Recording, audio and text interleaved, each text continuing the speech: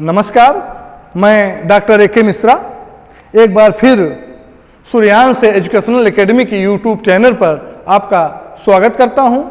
दोस्तों, हम लोगों ने सैन्य सभ्यता के अंतर्गत नगर नियोजन प्रणाली, जल निकास प्रणाली, भवन निर्माण इत्यादि के बारे में हम लोगों ने चर्चा करा। ठीक है, आज हम लोग अब देखेंगे सैन्य सभ्यता के अंतर्गत इसका जो है सामाजिक जीवन। ठीक है, हड़प्पा वासियों का सामाजिक जीवन कैसा था, कौन लोग थे, इनके बारे में हम लोग चर्चा करेंगे। ठीक है,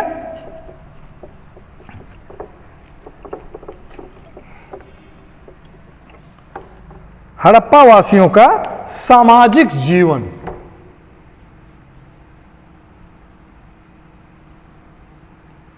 सामाजिक जीवन। ठीक है, अब देखेंगे कि हड़प्पा सभ्यता का समाज संभवतः मात्र सत्तात्मक था। क्या था? मात्र सत्तात्मक था, मात्र सत्तात्मक समाज था।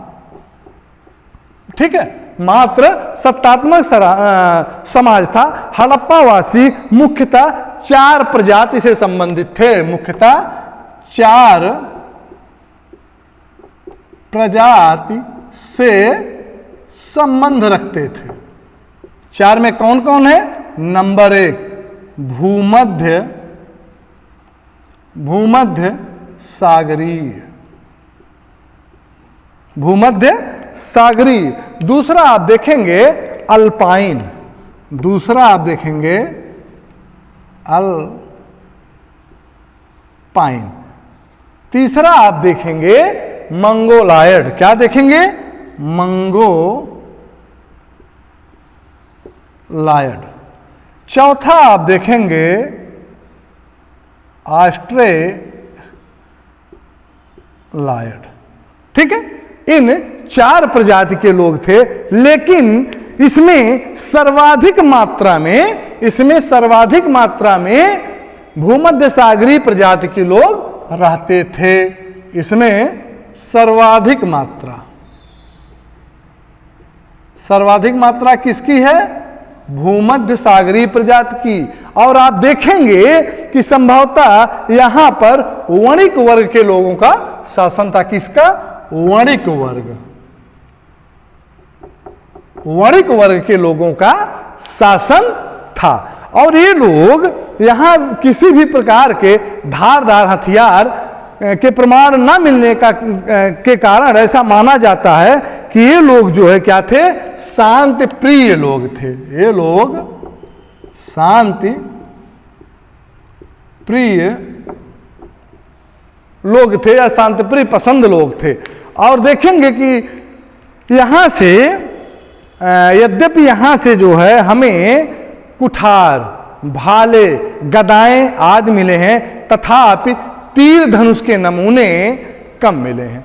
तलवारों, ढालों, शिरस्त्राणों एवं दूसरे रक्षा के हथियारों की अनुपस्थिति यहाँ पे उल्लेखनीय है।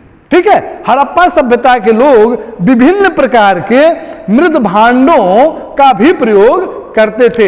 ये मृद भांड कैसे थे? ये मृद भांड चमकीले एवं गाढ़े रंग के मजबूत पात्र थे। चमकीले एवं गाढ़े रंग के मजबूत पात्र थे। ये जो है सादे व रंगे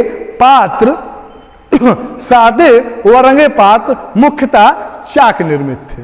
ठीक है, जो मृद भांड सादे थे और रंगे हुए थे वो चाक निर्मित थे। रंगीन मृद भांडों की अपेक्षा सादे मृद भांडों की अधिकता दिखती है। ठीक है, रंगीन मृद भांडों की अपेक्षा सादे मृद भांडों की अधिकता दिखती है। और इन पात्रों पर विभिन्न रंगों से क्या की गई है? चित्रकारी भी की गई है। जिनमें कौन कौन से रंग हैं? इन मृद भांडों पर ये सादे, इस पर क्या की गई है? चित्रकारी किन रंगों से की गई है? जो रंग हैं वो रंग हैं लाल, काले, हरे, सफेद, पीले। क्या क्या है? लाल, काले, हरे, सफेद, पीले। ठीक है, लाल, काले, हरे, सफेद, पीले रंगों का प्रयोग किया गया है। इसमें मुख्य रूप से लाल एवं काले रंग के मृदभांड, इसमें मुख्य रूप से लाल एवं काले, लाल एवं काले रंग के मृदभांड, ठीक है, लाल एवं काले रंग के मृदभांड, मृदभांड जो है ये अधिक मात्रा में प्राप्त होते हैं। हड़प्पाई या हड़प्पीय चमकीले जो मृदभांड है, हड़प्पी चमकीले मृदभांड सर्वाधिक पुराने माने जाते हैं। हड़प्पा के हड़प्पीय चमकीले जो मृदभांड है क्या है? सबसे पुराने हैं, सबसे पुराने माने जाते हैं। ठीक है, अब इसके बाद हम लोग देखेंगे, क्या देखेंगे? हड़प्पा सभ्यता का आर्थिक जीवन। क्या देखेंगे? आर्थिक जीवन। दोस्तों इसको मैं इसलिए पढ़ा रहा हूं कि यहां से भी क्वेश्चन आते हैं, और अगर आप ये जाने रहोगे तो मेंस की दृष्टि से भी आप अब तो छोटे छोटे क्वेश्चन 100 शब्दों का 150 शब्दों का लिखने को आता है, तो आप अगर ये जाने रहेंगे सिंधु सभ्यता के बारे में तो इसका नगरीकरण, इसका सामाजिक जीवन, इसका आर्थिक जीवन, इसके राजनीतिक जीवन के बारे में आप आराम से लिख सकते हो। ठीक है, अब हम देखेंगे आर्थिक जीवन, आर्थिक जीवन, सिंधु सभ्यता का या हड़प्पा वासियों का आर्थिक जीवन। आप देखेंगे कि हड़प्पा सभ्यता जो है एक नगरीय सभ्यता है। क्या है? नगरीय सभ्यता है। अब इसका जो अर्थव्यवस्था का मुख्य आधार है, अर्थव्यवस्था का मुख्य आधार जो है क्या है? अर्थव्यवस्था का मुख्य आधार कृषि है। ठीक है, अर्थव्यवस्था का मुख्य आधार क्या है? कृषि है। यहां से आप देखेंगे गेहूं और जौ, गेहूं और जौ उनके मुख्य फसल थे। क्या क्या? गेहूं व जौ, इसे हम यौ भी कहते हैं। गेहूं और जौ इसके मुख्य फसल थे। इसके अलावा आप देखेंगे चावल, मटर, सरसों, चना। क्या क्या? चावल,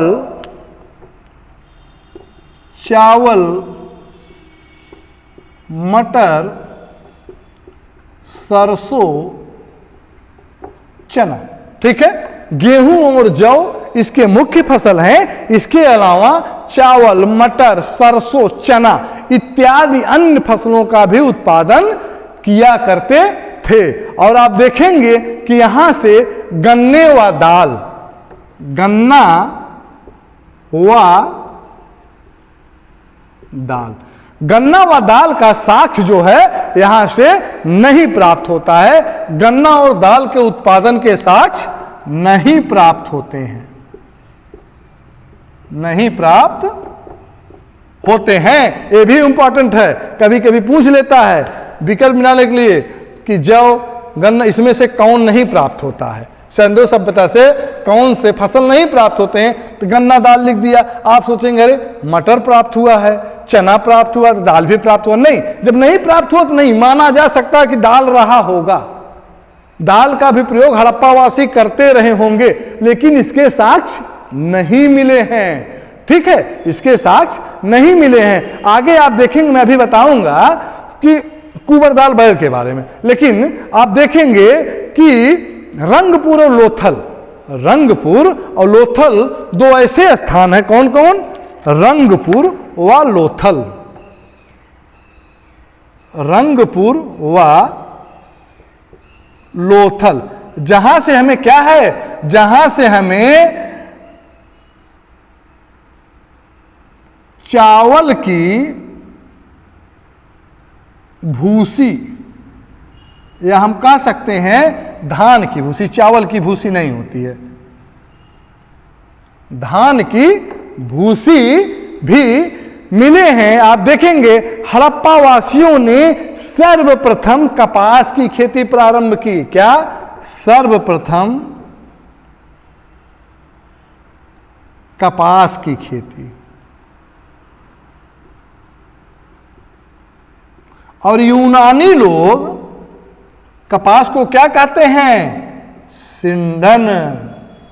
कपास को सिंडन नाम कहकर पुकारते हैं। आप देखेंगे कि ये जो कपास की खेती है, ये कपास की खेती है, ये विश्व स्तर पर सबसे प्राचीनतम कपास की खेती के साक्ष्य अगर कहीं से मिल रहे हैं तो कहां से मिल रहे हैं हमको? सिंधु सभ्यता से मिल रहे हैं। ठीक है, सिंधु सभ्यता से हमें मिल रहे हैं। आप देखेंगे कि यहीं से बनावली एक स्थान है, पुरातात्विक स्थल है, हम पहले बता चुके हैं बनावली। यहां से हमें क्या मिला है? मिट्टी का खिलौना हल। मिट्टी का खिलौना हल भी हमें यहीं से प्राप्त हो रहा है। साथ ही साथ आप देखेंगे कालीबंगा से हमें जुते हुए खेत के साक्ष्य भी प्राप्त हो रहे हैं। आप देखेंगे कि बनावली से ही हमें आटा पीसने की मशीन भी मिली है। आटा पीसने की मशीन या चक्की।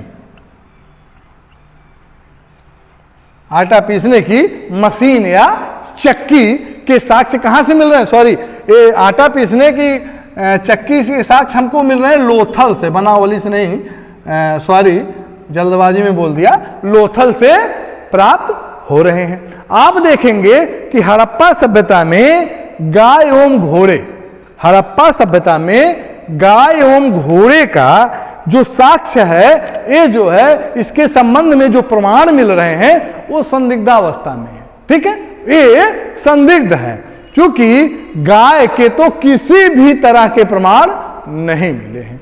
गाय के किसी भी तरह के प्रमाण हमको पूरे सिंधु सभ्यता से नगण्य नहीं मिले हैं। लेकिन आप देखेंगे कि कुबड़दार बैल जो सर्वाधिक लोकप्रिय है सिंधु सभ्यता में, सर्वाधिक लोकप्रिय है, जिसे हम ककूदवान वृषभ की संज्ञा, ककूदवान वृषभ भी कहते हैं, ये पूरे सिंधु सभ्यता में लोकप्रिय है। इसके प्रमाण जो है कई विभिन्न पुरास्थलों से प्राप्त हो रहे हैं। वृषभ के प्रमाण हमको विभिन्न पुरातात्विक स्थलों से प्राप्त हो रहे हैं। इसलिए गाय से भी सिंधुवासी निश्चित रूप से परिचित रहे होंगे, ऐसा हम अनुमान लगा सकते हैं। लेकिन गाय का कहीं भी कोई साक्ष्य नहीं मिला है। आप देखेंगे एक स्थान है सुरकोतड़ा, एक स्थान है सुरकोतड़ा। ठीक है, क्या है? सुरकोतड़ा। अब आप देखेंगे कि सुरकोतड़ा से हमको जो है घोड़े के तथाकथित हड्डी के साक्ष्य मिल रहे हैं। सुरकोतड़ा कहाँ है? गुजरात में है। यहां से हमें क्या मिल रहे हैं? घोड़े के हड्डी के साक्ष्य, घोड़े के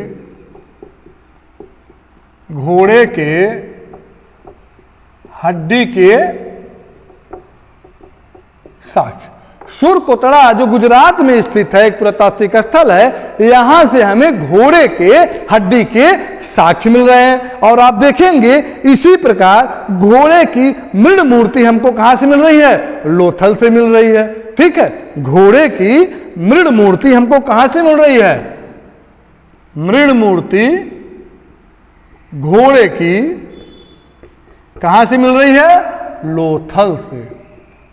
आप देखेंगे कि एक स्थान है राणा घुंडई, यहां से हमें घोड़े के दांत, यहां से हमें घोड़े के दांत के प्रमाण भी मिलते हैं। घोड़े के संबंध में बस इतनी बात कही जा सकती है कि ये लोग उतना उससे परिचित नहीं रहे होंगे जितना वैदिक युगीन आर्य। ठीक है, घोड़े के संबंध में केवल मैं हम लोग इतना कह सकते हैं कि सैंधववासी घोड़े से उतने परिचित नहीं रहे होंगे जितना कि वैदिक युगीन आर्य परिचित थे। ठीक है, स्पष्ट है ना कि सैंधववासी घोड़े से उतने परिचित नहीं रहे होंगे जितने परिचित वैदिक युगीन आर्य थे। ठीक है, आप देखेंगे मनका बनाने का कारखाना हमको कहां से मिल रहा है? चन्हू दड़ोवा लोथल से। मनका बनाने का कारखाना, मनका बनाने का कारखाना कहां से मिल रहा है? लोथल व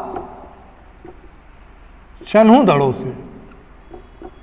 लोथल व चन्हू दड़ों से हमको प्राप्त हो रहा है। इसलिए मनके के निर्माण में, या आप कह सकते कि मन का निर्माण इनका जो है मुख्य कार्य था।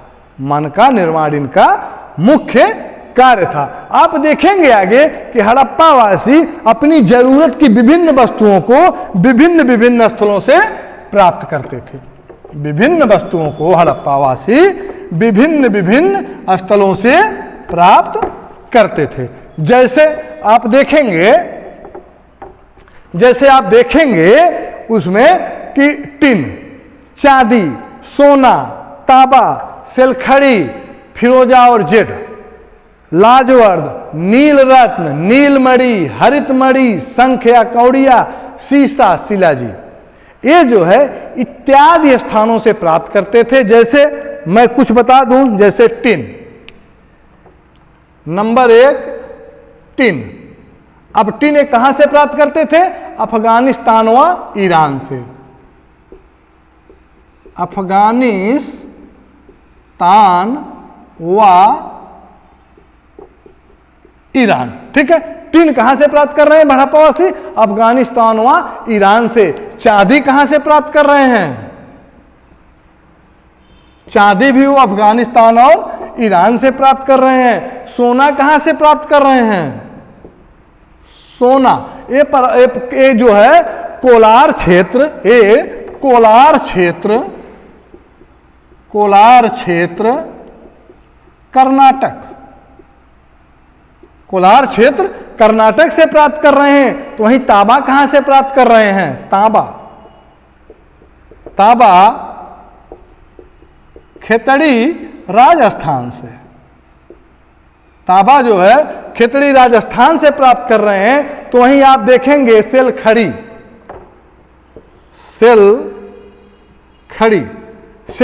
कहां से प्राप्त कर रहे हैं? बलूचिस्तान से।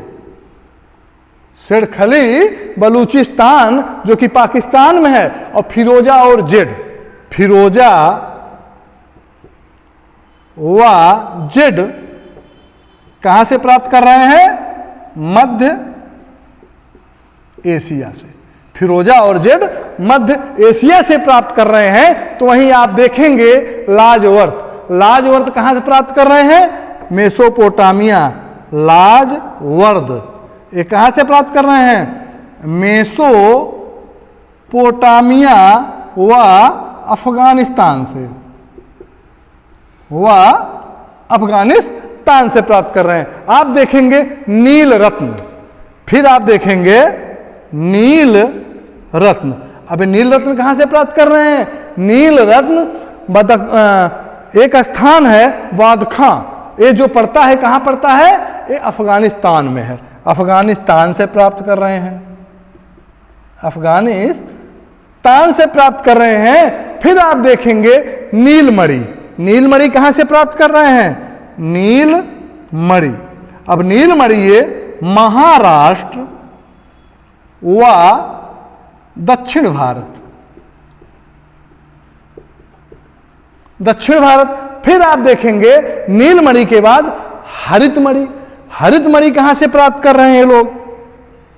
हरितमणि ये कहां से? मध्य एशिया से। ठीक है। फिर आप आगे देखेंगे कि शंख या कौड़िया, शंख या कौड़िया कहां से प्राप्त कर रहे हैं? सौराष्ट्र दक्षिण भारत। शंख या कौड़िया ये कहां से प्राप्त कर रहे हैं? सौराष्ट्र। कहां है? दक्षिण भारत। ठीक है, दक्षिण भारत। फिर आप देखेंगे सीसा। सीसा कहां से प्राप्त कर रहे हैं? ईरान, अफगानिस्तान, राजस्थान। सीसा जो है कहां से प्राप्त कर रहे हैं? ईरान, अफगानिस्तान व राजस्थान। वह आप देखेंगे शिलाजीत। शिलाजीत कहां से प्राप्त कर रहे हैं? हिमालय क्षेत्र से। ठीक है, हिमालय क्षेत्र से। ठीक है। अब इसके बाद हम लोग देखेंगे कि हड़प्पावासी जो एक कीमती पत्थर है लाजवर्द, लाजवर्द है, ये लाजवर्द जो है यह लाजवर्द मणि का बहुतायत प्रयोग कर रहे हैं। क्या? बहुतायत प्रयोग हो रहा, बहुतायत प्रयोग हो रहा है, जिसे लोग अफगानिस्तान के बदखां से मंगाते थे। अब हम देखेंगे व्यापार, ब्राह्य व्यापार इसका। ठीक है, ब्राह्य व्यापार। सिंधु सभ्यता के लोग ब्राह्य व्यापार कैसे करते हैं।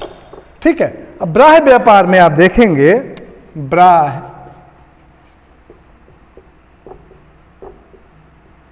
व्यापार, इसमें आप देखेंगे दोस्तों कि हड़प्पा सभ्यता के लोग ये अपने को, हड़प्पा सभ्यता जो है या सरस्वती सभ्यता जो है, मेसोपोटामिया जो इराक में है, फारस जो ईरान की सभ्यता है, ये दोनों के साथ इनके घनिष्ठ व्यापारिक संबंध स्थापित थे। क्या थे? घनिष्ठ व्यापारिक संबंध स्थापित थे। क्यों? क्योंकि लोथल से हमें क्या मिली है? फारस की मोहरें। लोथल से हमें मिली है फारस की मुहर, और मोहनजोदड़ो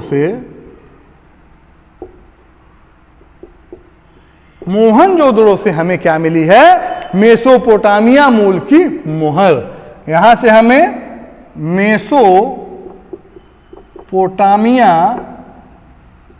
मूल की मुहर।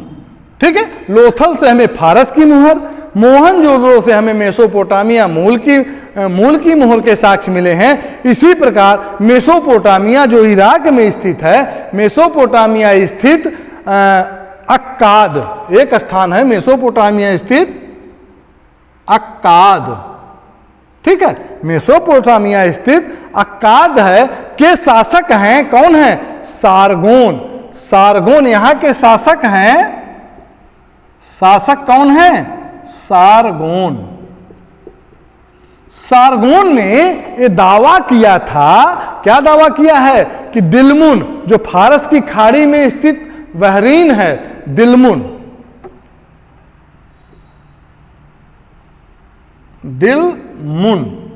या इसी को हम फारस की खाड़ी में बहरीन कह सकते हैं। ठीक है, दिलमुन जो फारस की खाड़ी में स्थित है, बहरीन, और मकान, और दिलमुन व मकान, माकन व दिलमुन व माकन मतलब मकरान बलूचिस्तान पाकिस्तान में है। और आप देखेंगे भेलुहा। ठीक है, भेलुहा मतलब कि दिलमुन, माकन, भेलुहा, ये जो सिंध क्षेत्र के जहाज जो हैं उसके बंदरगाह पर लंगर लगाते थे या लंगर डालते थे। अक्काद में जो है ये सब लोग क्या करते थे? लंगर डालते थे। दिलमुन को, इस दिलमुन को हम क्या कहते हैं? इस दिलमुन को हम 3 नामों से जानते हैं। वो 3 नाम क्या क्या है? नंबर 1, सूर्योदय का क्षेत्र, सूर्योदय का क्षेत्र। दूसरा नाम है इसका, क्या है? साफ सुथरे नगरों वाला स्थान, साफ सुथरे नगरों वाला स्थान। और तीसरा क्या है? तीसरा हम इसे कहते हैं हाथियों का देश। क्या कहते हैं? हाथियों का देश। ठीक है, हाथियों का देश कहा गया है। लोथल के पूर्वी भाग में जो पक्की ईंटों की घिरी व्याख्या या गोड़ीवाला या बंदरगाह के रूप में किया गया है। ठीक है, और आप देखेंगे कि यहां का जो व्यापारिक संबंध है, जो व्यापार हो रहा है, वो वस्तु विनिमय प्रणाली, वस्तु विनिमय प्रणाली के द्वारा व्यापार हो रहा है। किसके हो रहा है? वस्तु विनिमय, वस्तु विनिमय प्रणाली। ठीक है, वस्तु विनिमय प्रणाली द्वारा व्यापार संचालित हो रहा है।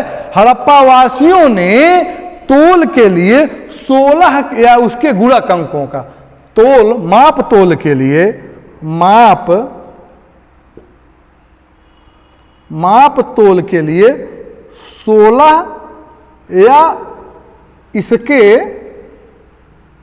गुणक, मतलब कि 16, 32, 64 इस टाइप का। ठीक है, गुणक अंकों का प्रयोग बाटों के रूप में किया करें। ये बाट कई प्रकार के पत्थरों से बने हुए होते थे, किंतु भूरे चट पत्थर के बाट, कौन से बाट?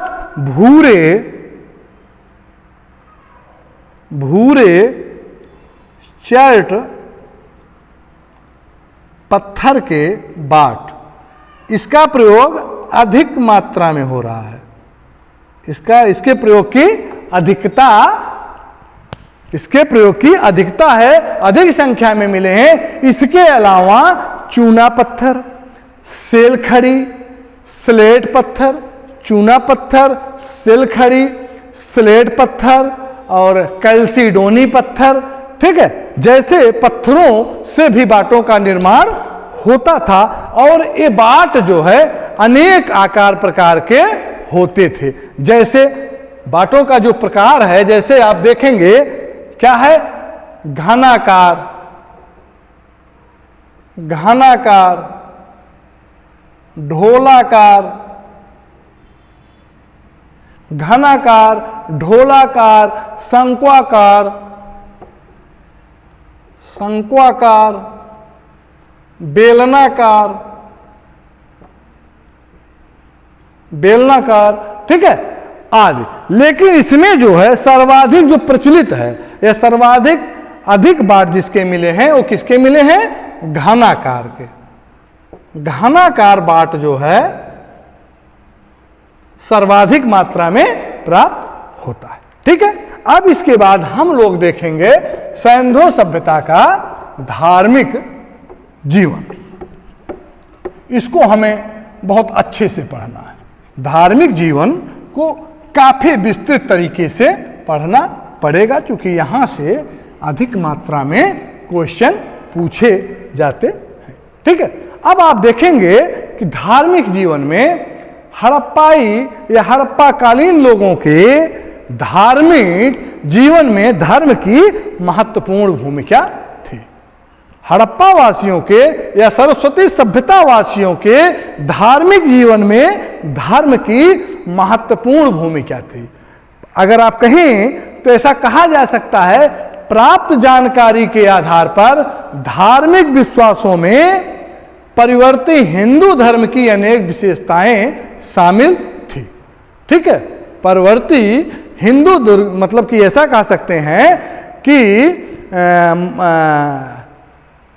ऐसा कहा जा सकता है कि हड़प्पा कालीन धार्मिक विश्वासों में परिवर्ती हिंदू धर्म, हड़प्पा कालीन धार्मिक विश्वासों में परवर्ती हिंदू धर्म की अनेक विशेषताएं शामिल थीं। महत्व की दृष्टि से आप देखेंगे, महत्व की दृष्टि से अगर आप देखेंगे तो सबसे प्रचलित उपासना या पूजा जिसकी की जाती थी कौन है? मातृ देवी। मातृ देवी की उपासना, ठीक है। पूरे सैंधव सभ्यता में मातृ देवी की उपासना सर्वाधिक प्रचलित थी। इसकी जानकारी के स्रोत कहां से मिलते हैं? आपके दिमाग में आ रहा होगा कि इसकी जानकारी के स्रोत हमको कहां से मिल रहे हैं। तो इसकी जानकारी के स्रोत जो है सैंधव सभ्यता से प्राप्त मुहरे व मूर्तियां हैं। सैंधव सभ्यता से प्राप्त मुहरे व मूर्तियां हैं, ठीक है। आप देखेंगे कि हड़प्पा से प्राप्त आयताकार लेख युक्त एक मुहर में सिर के बल खड़ी एक स्त्री के गर्भ से, सिर के बल खड़ी मतलब कि कहां से प्राप्त? हड़प्पा से प्राप्त आयताकार व लेख युक्त, मतलब हड़प्पा से सिर के बल खड़ी, बल खड़ी एक स्त्री के गर्भ से, ठीक है, सिर के बल खड़ी एक स्त्री के गर्भ से एक पौधे को निकलते, गर्भ से एक पौधे को, एक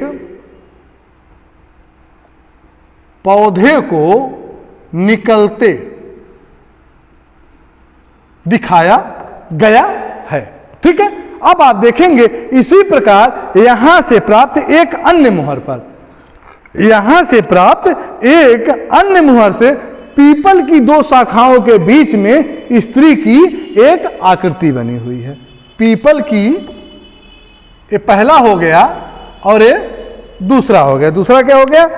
पीपल की दो शाखाओं के बीच में, पीपल की दो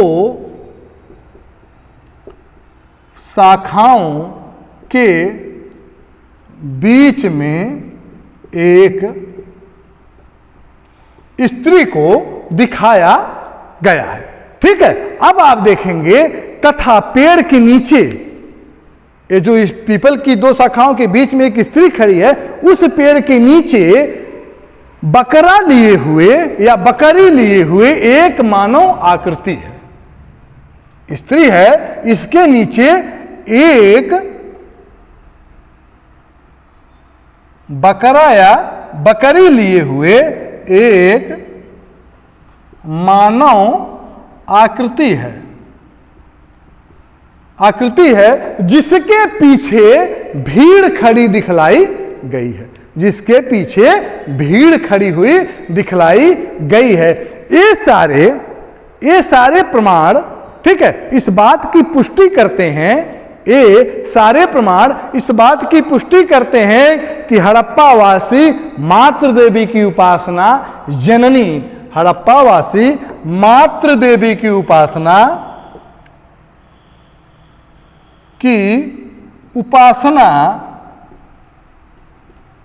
जननी माता या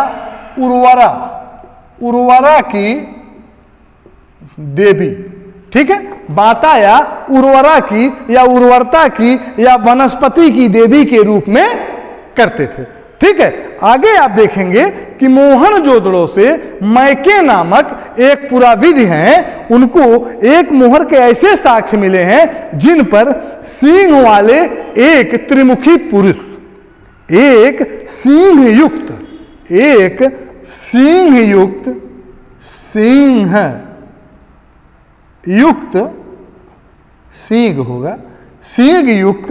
ठीक है, सींग युक्त त्रिमुखी पुरुष के योग की मुद्रा में, मतलब कि पद्मासन मुद्रा, या आप कह सकते हैं सींग युक्त पद्मासन मुद्रा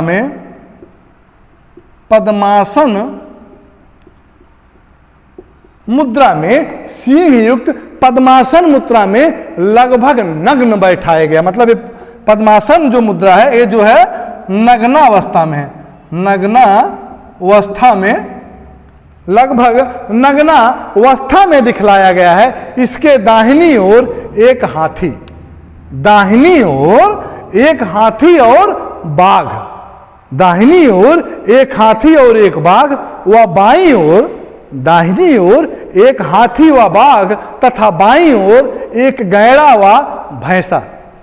दाहिनी ओर हाथी व बाघ, बाईं ओर गैड़ा व भैंसा तथा सिंहासन के नीचे एक द्विश्रृंगी हिरण की आकृति बनी हुई है। स्पष्ट हुआ?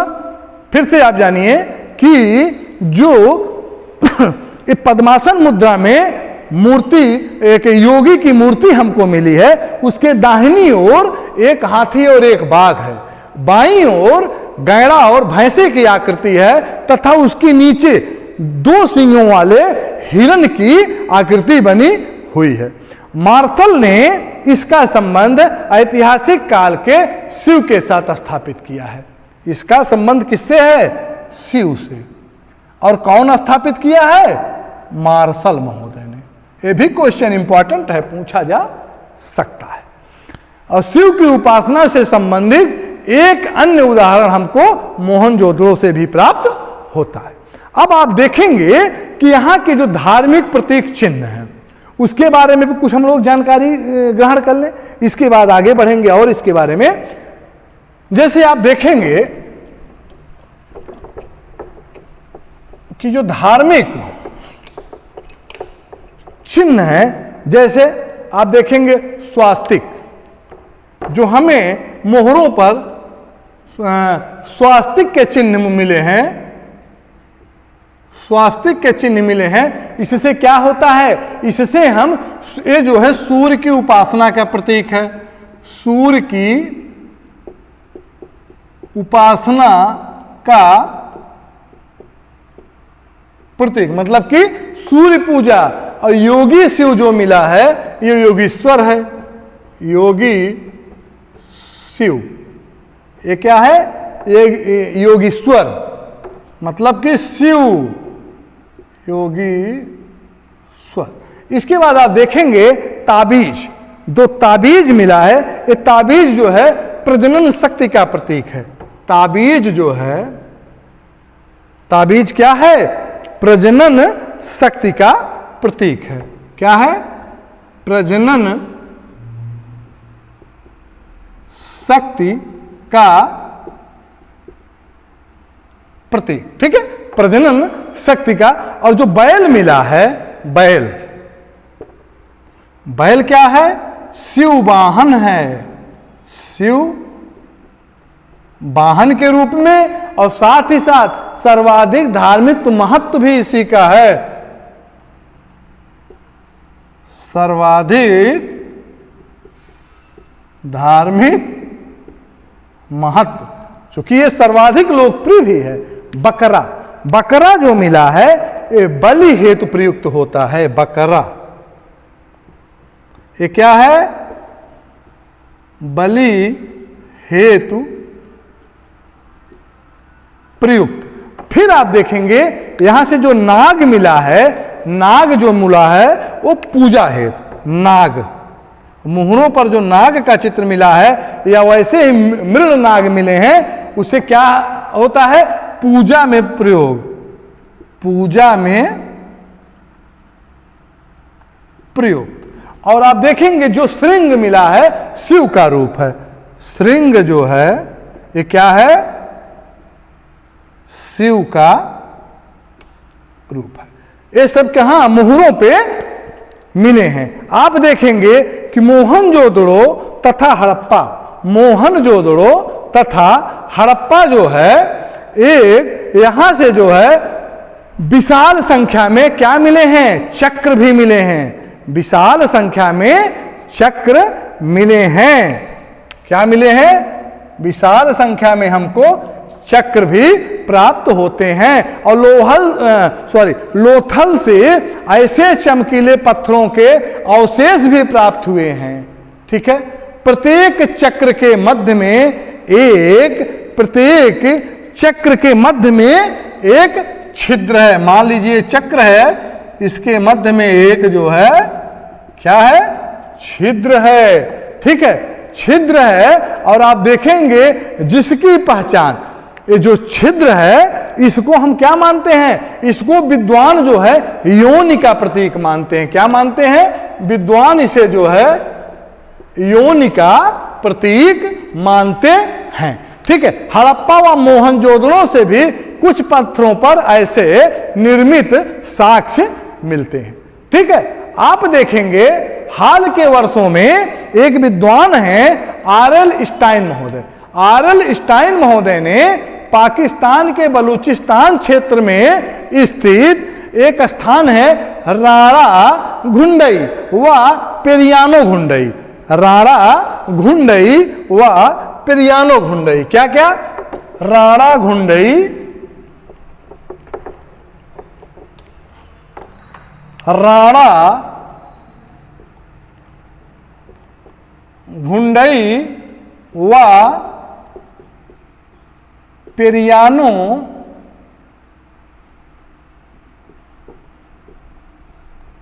राड़ा घुंडई व पेरियानो घुंडई से जो है क्या प्राप्त किए हैं? लिंग व योनि के स्पष्ट प्रमाण मिलते हैं। क्या?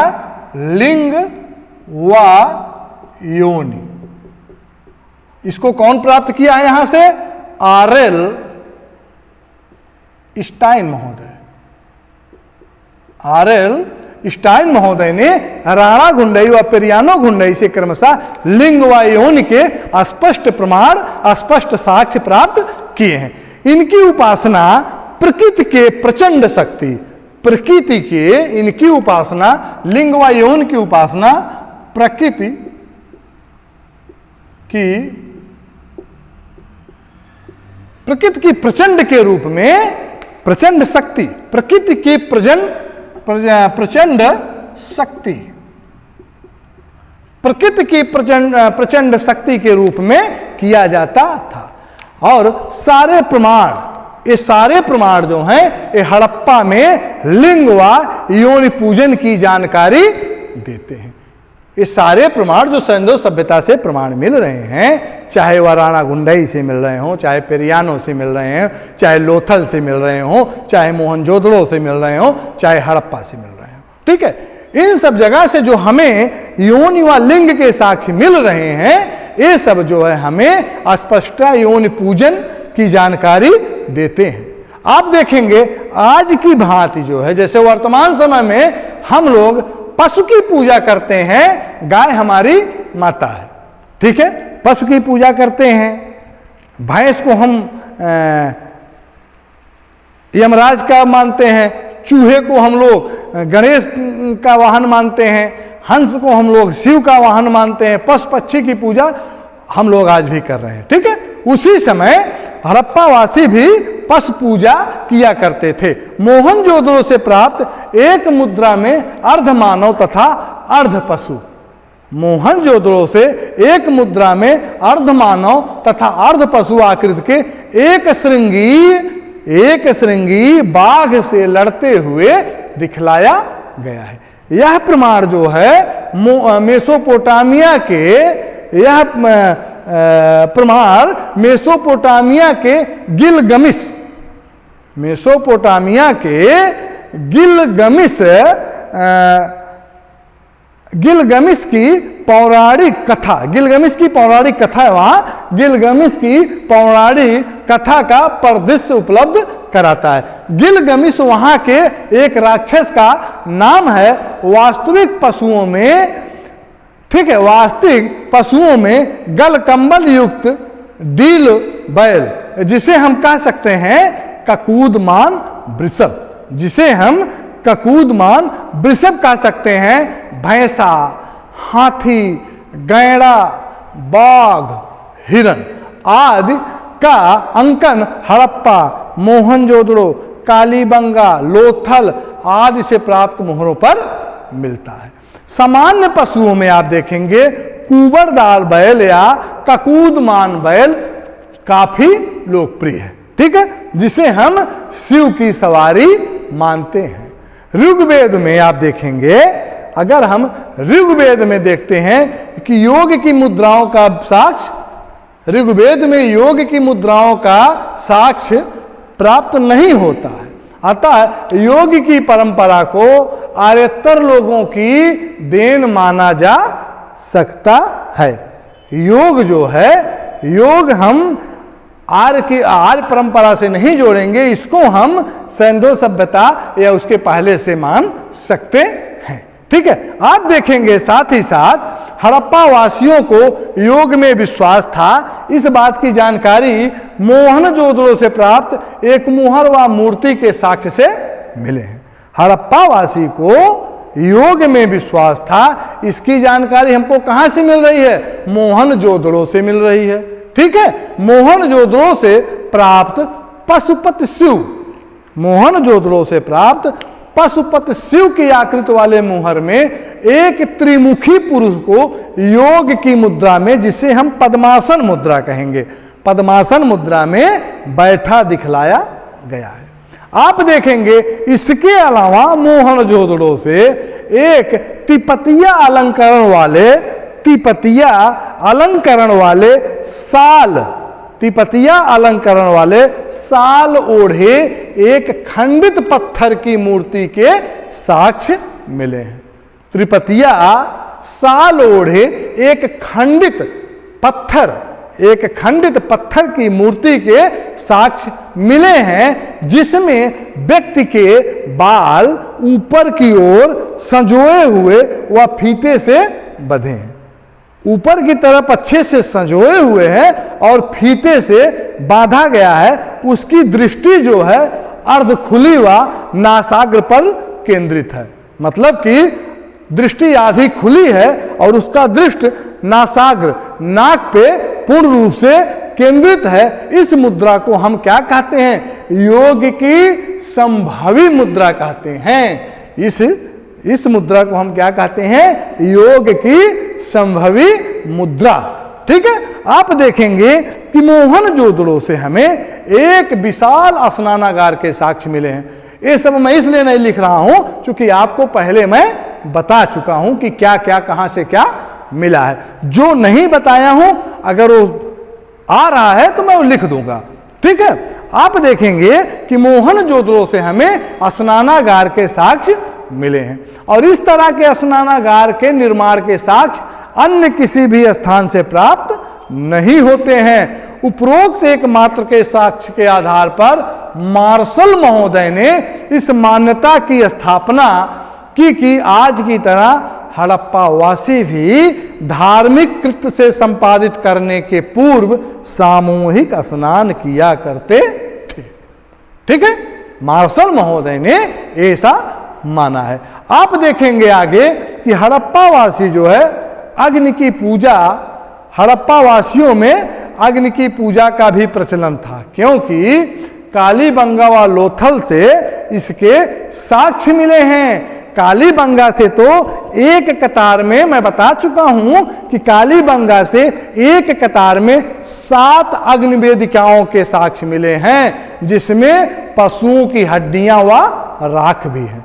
ठीक है। पशुओं की हड्डियां व राख भी हैं। लोथल से भी, जहां कालीबंगा से मिला है वहीं लोथल से भी अग्निकुंड के साक्ष्य प्राप्त होते हैं, परंतु अग्नि पूजा के साक्ष्य के दृष्टिकोण से कालीबंगा के साक्ष्य लोथल से प्राप्त साक्ष्य की तुलना में श्रेष्ठ है। मतलब कि लोथल से जो अग्नि पूजा के साक्ष्य प्राप्त हो रहे हैं उसकी अपेक्षा कालीबंगा का जो अग्निकुंड का साक्ष्य है या अग्नि पूजा का साक्ष्य है वो अधिक तुलना में श्रेष्ठ है। ठीक है। आप देखेंगे इसी प्रकार हड़प्पा वासी वृक्ष मतलब पीपल का पेड़, पीपल का वृक्ष व नाग की भी पूजा किया करते हैं, जिसके साक्ष्य हमको कहां से प्राप्त हो रहे हैं? जिसके साक्ष्य हमको सैंधव सभ्यता के मुहरों व मृद भांडों पर, मुहरों और मृद भांडों पर किन किन वृक्षों के साक्ष्य मिल रहे हैं मैं बता चुका हूं।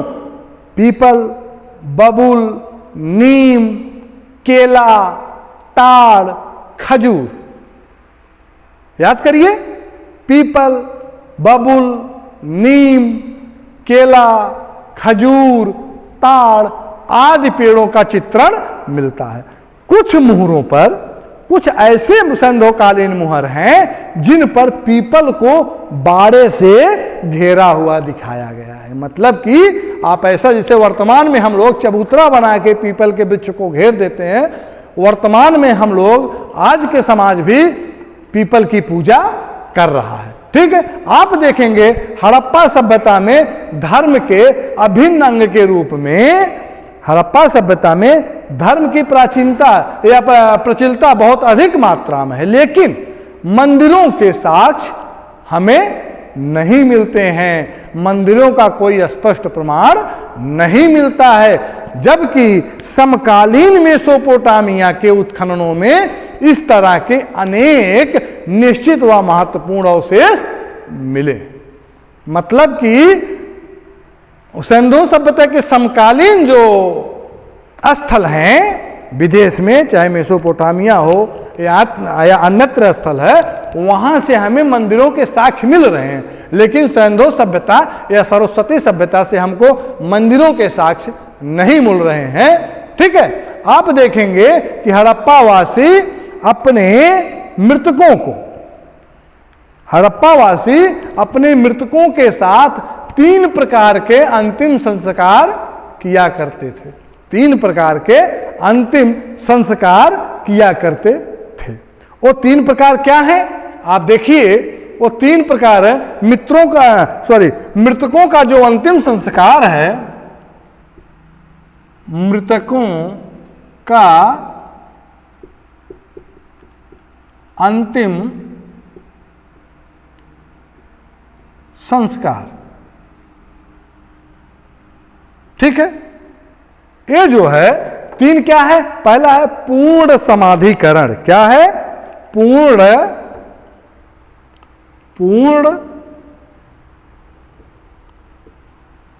समाधिकरण। दूसरा क्या है? दूसरा है आंशिक समाधिकरण। क्या है? आंशिक समाधिकरण। तीसरा क्या है? दाह संस्कार। ठीक है, दाह संस्कार।